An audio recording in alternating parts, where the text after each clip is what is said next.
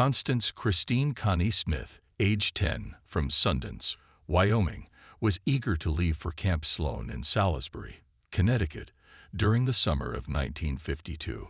For the first time, she was going away on her own, and in the days before the camp, she couldn't stop talking about it. She seemed to be enjoying herself at the camp. It was therefore somewhat odd that she unexpectedly departed the camp on her own and disappeared without a trace on July 16, 1952. How could no one have known what had happened to Connie Smith or where she had gone?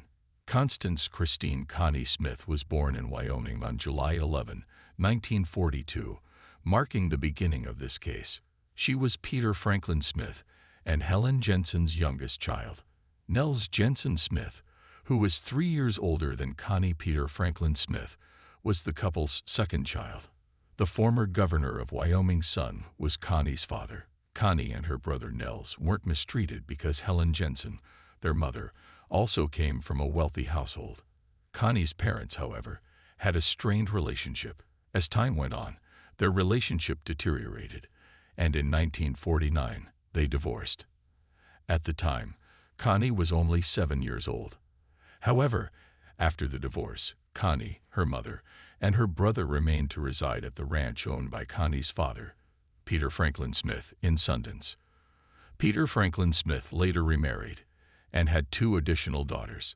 Peter's marriages did not, however, damage his friendship with Connie because he frequently paid her visits. Helen chose to visit her family in Greenwich during the summer of 1952, and she brought Connie with her. When you go to Greenwich, Helen got to know Ruth Jensen McWilliams, her sister, and her parents, Carl and Esther Jensen. Helen, Connie's mother, made the decision during a family gathering that it would be best for her daughter to attend a summer camp in order to avoid boredom and have some fun.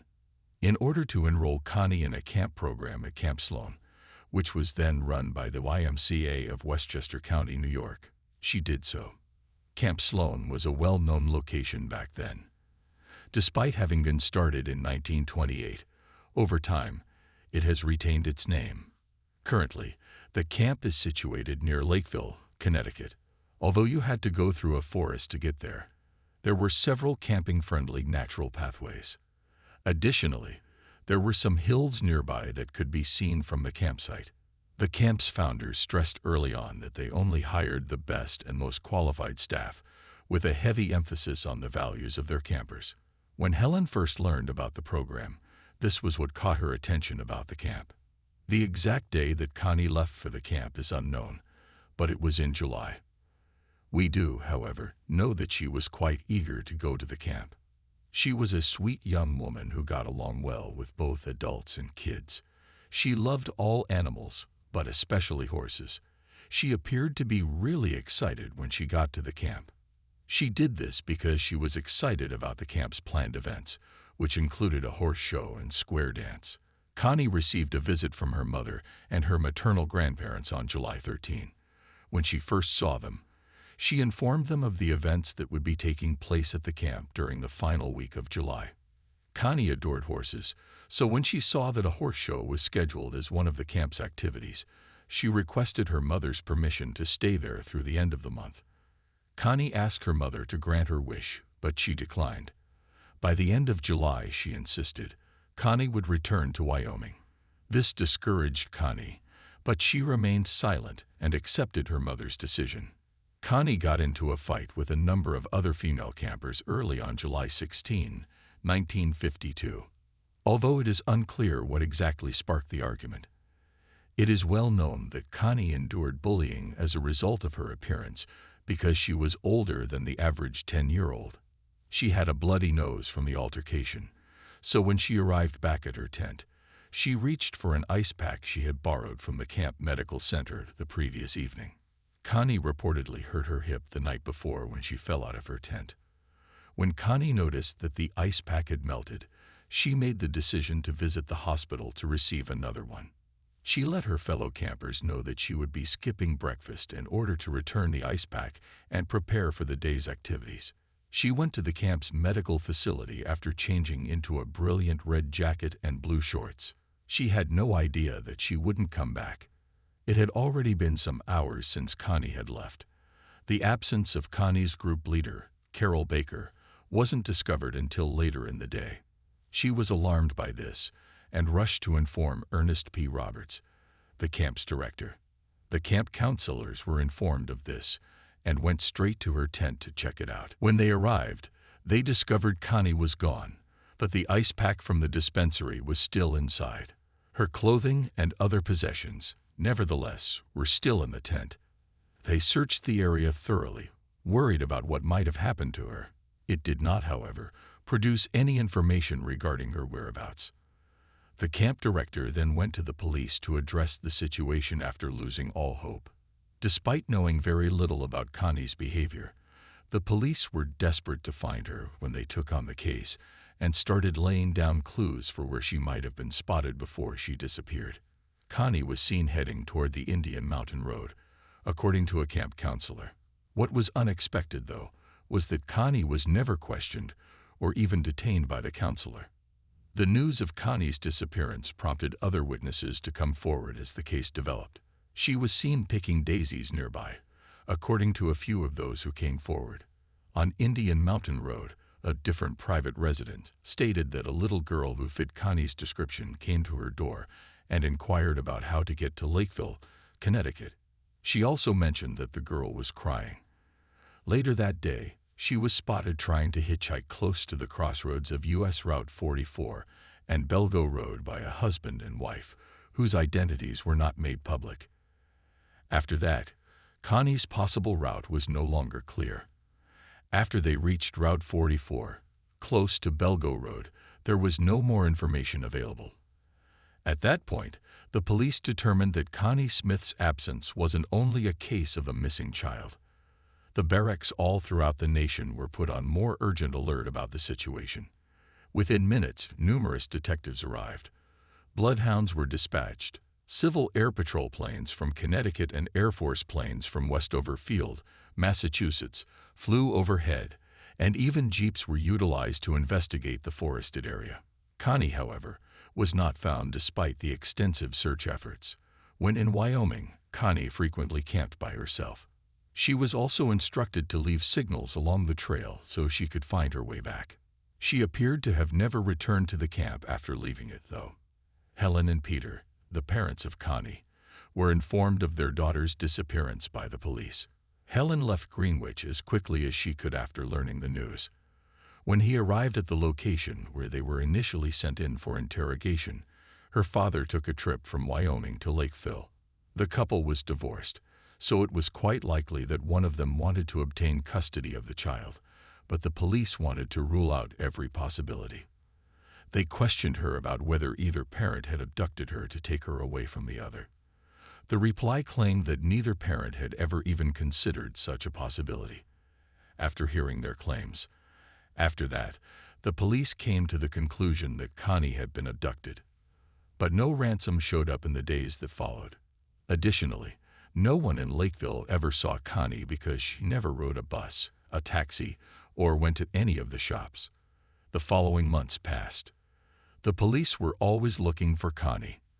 Around the nation, more than 11,000 circulars were printed and posted in convenience stores, post offices, eateries, schools, and fish and wildlife departments.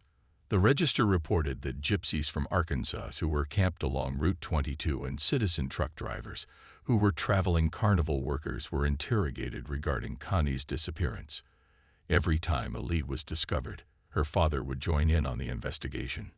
Evidently, for several days, detectives concealed themselves in the jungle to observe if Connie was being held against her will. However, nothing happened. Where could Connie have gone as the days grew into weeks, then into months, and the likelihood of solving this case appeared to become smaller by the minute? A Pennsylvania child named Jane Marie Altoff, age 8, was strangled by William Henry Redmond, a former carnival worker, in 1951, the year before Connie vanished. On the day Connie disappeared, Redmond is rumored to have been in the Lakeville region. Former Connecticut State Trooper Leo Turcotte clarified this information. When Connie vanished in 1955, 3 years later, Leo recalls getting a tip about the girl's abduction over the phone from a man in Montreal who claimed to have worked for a carnival in the Lakeville region. When the police investigated the matter, they found out it was a fake. Redmond was detained due to the girl's 1951 slang. Redmond, who was 66 at the time and serving the maximum sentence, confessed to a fellow prisoner that he had killed 4 people in his life. Redmond later passed away in prison in 1992, but he did pass a polygraph test in the case of Connie's disappearance. According to the police's case report, which Detective Downs, the detective in charge of the Connie Smith investigation, corroborated, the police received a tip and a confession from a traveling jewelry salesman named Frederick Pope in April 1953. He informed them that he knew Connie Smith's location. Connie was allegedly picked up on Route 44 by Pope and a friend named Jack Walker after they promised to take her back to Wyoming. Walker allegedly killed Connie in Arizona, and Pope afterwards beat Walker to death with a tire iron, according to Pope. The Connie Smith case detectives thought everything was pure gold. When the story was investigated further, however, it became clear that there were no records of Jack Walker. Pope was eliminated as a suspect after later admitting the narrative was a fake. There were further clues and suspects in relation to Connie's disappearance in later years. One of them was George Davies, who was serving time and ready to be executed in 1957 for the savage killing of 2 girls in Connecticut by the names of Brenda Doucette and Contain Boivin. He came out while he was still inside and admitted that he had also killed Connie Smith and buried her body on the Naugatuck River bank. The police were unable to locate the body, though. Later, they discovered that Davies had been misinforming them all along. Davies admitted to fabricating the entire Connie Smith narrative when the police confronted him. August E.P., who at the time served as the camp's custodian and gatekeeper, but also had a criminal history, was another possibility that was investigated. During the day, Connie vanished. He insisted that he had seen Connie walking while gathering flowers. When questioned by police as to why he failed to stop her, Connie's appearance from a farm deceived him into thinking she wasn't a camper, he said, adding that she was physically more mature than the average 10-year-old girl. However, due to his criminal history, August was questioned about the situation. He was subsequently eliminated as a suspect, though, as there was no evidence that connected August's disappearance to it, according to the authorities. The family was always thinking about Connie Smith's disappearance. John Smith. At one time, Connie's father even sought the advice of psychics. According to one story, Peter visited Lady Wonder, a woman renowned for her clairvoyant talents. She gained notoriety around that time for supposedly using her psychic powers to help Quincy, Massachusetts. Police find missing 4-year-old Danny Matson. Connie's father hired Lady Wonder after learning about her abilities from Peter Franklin Smith. However, Lady Wonder was unable to detect Connie or her visions when she attempted to employ her psychic skills. Surprisingly, Lady Wonder was eventually forced to reveal that she had made up all the details of the missing boy case that had made her famous. It turns out that her ability to crack the case was merely an accident. She acknowledged that she knew nothing about Connie Smith's disappearance, though. Peter was discouraged by this, and the investigation reached yet another impasse. The inquiry into Connie Smith's disappearance did offer some leads as the years went on. One such tip led to the discovery of a girl's skeletal remains in 1958 at a location in the Grand Canyon National Park called Skinner Ridge. The discovered body was naked and prone, decomposing. The remains may have been there for more than a year, the investigators added. Along with the body, additional items were discovered, including clothing, a comb, and a case for a nail file.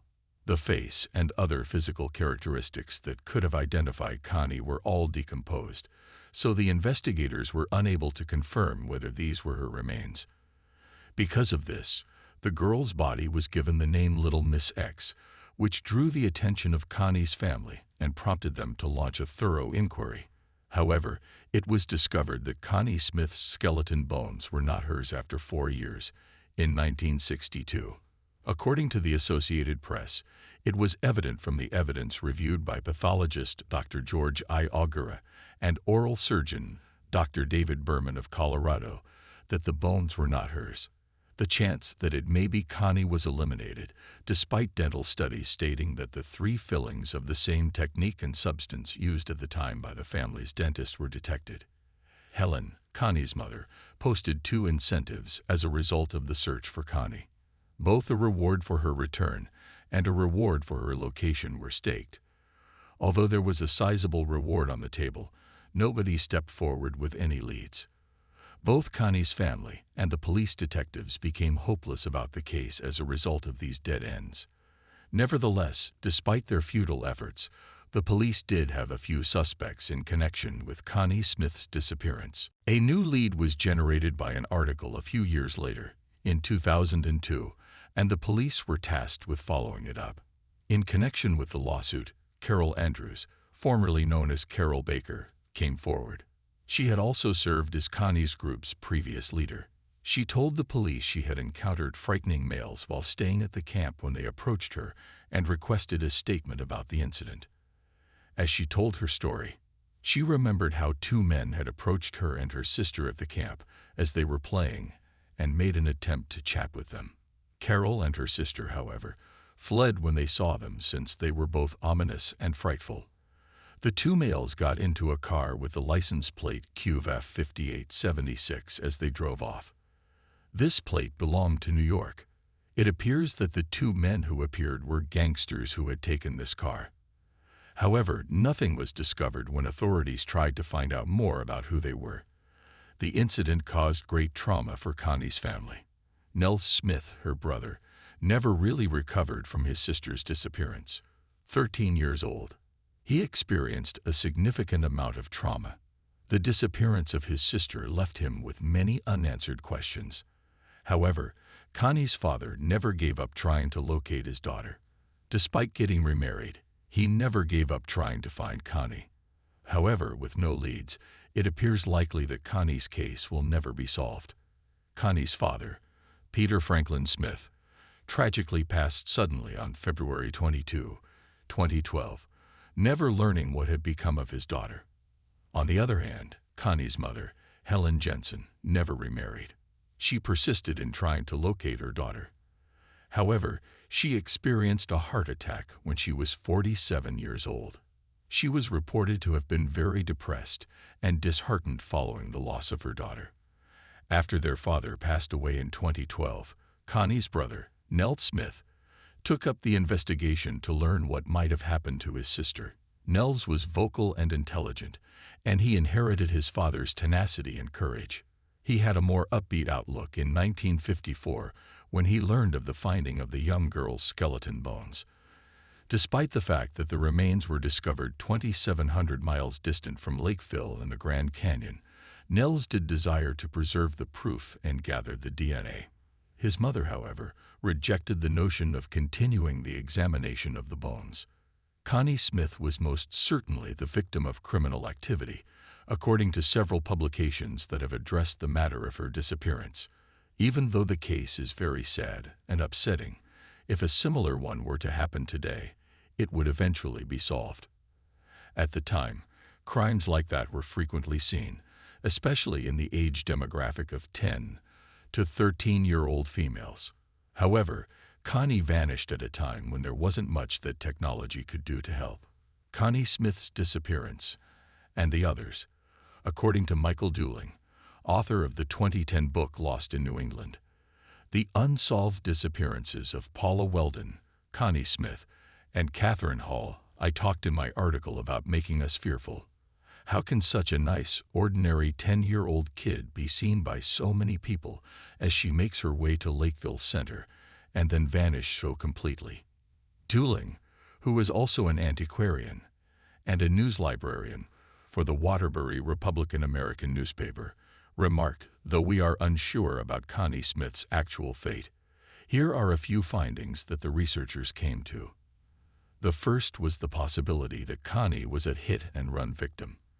And secondly, when she was requesting a ride on Route 44, she could have really gotten in a car. After her mother visited her on July 13, 1952, the investigators came to the conclusion that she had been homesick. The case is simply so unsettling, though. With so many people around her seemingly vanishing off the face of the planet, how could she too do so? Did she elope?